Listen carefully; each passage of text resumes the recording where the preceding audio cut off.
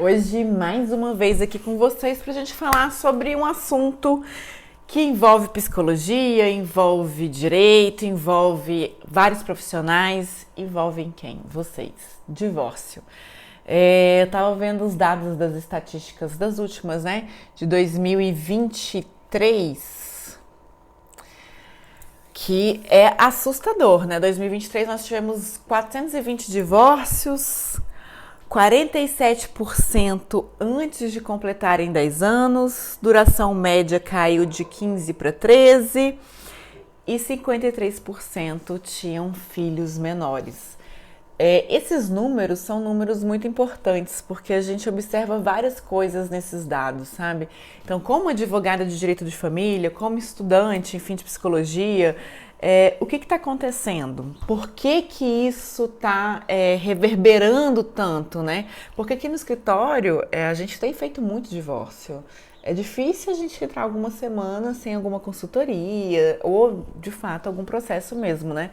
Mas consultoria sempre certo, que a gente sempre tem consultoria sobre o divórcio, seja por conta do regime patrimonial, por conta da possibilidade de pensão, como é que vai ficar pensão para a mãe, pensão para os filhos, mas a gente precisa repensar essas histórias, sabe? Por que isso tá aumentando e não diminuindo? Então, assim, eu fiz um roteirinho aqui para mim, né, que a gente tem as questões patrimoniais, adaptação do regime de bens, conflito, filhos, carreira, enfim, mudanças de prioridades, crise dos 7 anos, acho que todo mundo conhece essa história, né? E tem aquela questão da diferença, né, entre o divórcio litigioso e o divórcio consensual. Ah, Bárbara, mas eu tenho filhos pequenos e tudo, crianças, adolescentes, vai ter que ser divórcio litigioso. Não necessariamente, entendeu? A gente precisa resolver a questão das crianças, né? Guarda, convivência, pensão, e a depender a gente pode ir para o cartório fazer o divórcio. Mas o ideal, enfim, que a gente resolva de tudo isso de forma mais consensual. Mesmo com crianças e adolescentes, a gente pode ir para a via consensual. A gente precisa acordar em alguns pontos, ceder em alguns outros, mas é totalmente possível, né? Tem um dado também que eu acho que é muito importante para a gente abordar, é o viés psicológico dessa história. Por que diminuiu consideravelmente a duração desses casamentos, né? Eu vejo aqui no escritório, com os amigos e tudo, que os primeiros 3, 4 anos do primeiro filho é uma data, assim, é um número mágico, que normalmente os casais se divorciam.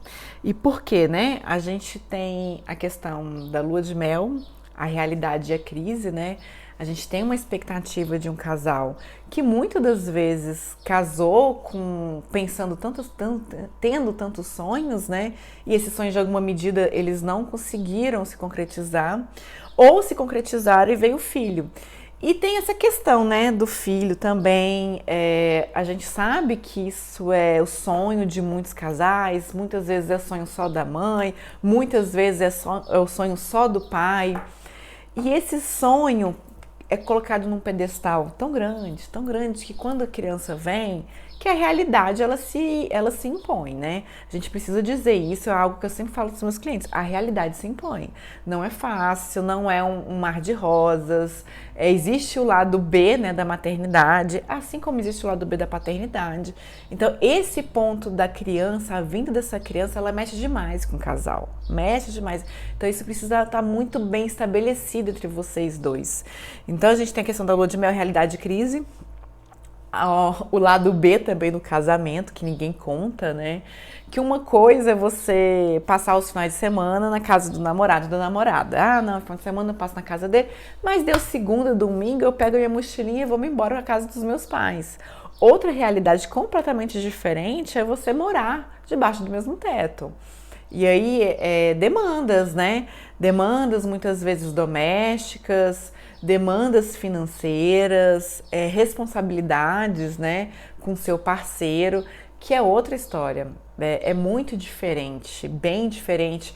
E sem contar a história de cortar o laço do cordão umbilical com a sua família original, né? Então, pai e mãe, que vira sogro e sogra, a gente precisa focar qual que é essa família, né? Essa família, quem é essa família agora? É a família eu e meu esposo. Os meus pais, os pais deles são a nossa compõem o grupo maior de família, mas o meu núcleo duro é minha esposa e meu esposo. E quando vier o filho. Então a gente precisa também pensar sobre isso, né? E aí, assim, as pessoas mudam, né? Graças a Deus que as pessoas mudam. Não fique triste porque as pessoas mudam.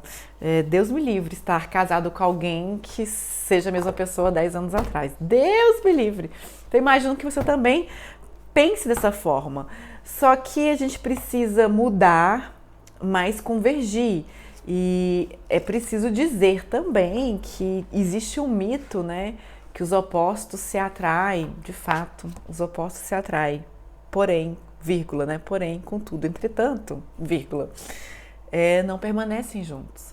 A gente precisa ter convergência de ideias. E um casamento, ele é muito mais convergência do que divergência. O casamento é um ato de, muitas das vezes, de retidão, de muitas das vezes de abrir mão de certas coisas, abrir mão de certos valores pelo bem comum, pelo bem maior que é a sua família, você e seu esposo, né? Então a gente precisa ponderar sobre esses pontos, né? Aqui um outro ponto que eu coloquei que direito você sozinho não consegue resolver conflitos familiares. O ideal é a gente sempre buscar, e aqui buscar um suporte psicológico, né? Quando eu falo que sozinha a gente não consegue resolver, não adianta eu querer salvar um casamento. Esse casamento é composto por 2 pessoas.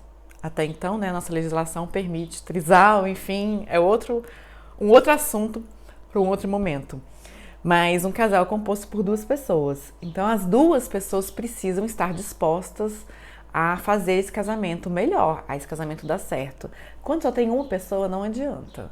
Você vai remar e não vai sair desse lugar. E só vai aumentar o tempo de sofrimento. Então é preciso, muitas das vezes, coragem para tomar uma decisão mais difícil, que é muitas vezes o divórcio mesmo.